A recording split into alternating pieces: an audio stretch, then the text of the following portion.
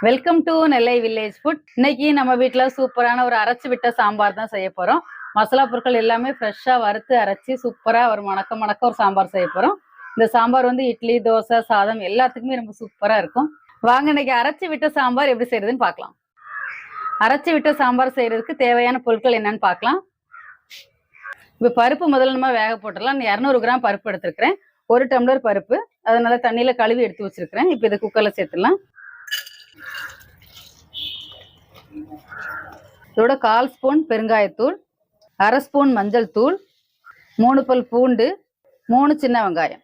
இப்போ 4 டம்ளர் தண்ணி ஊற்றிடலாம் பருப்பு வேகிறதுக்கு.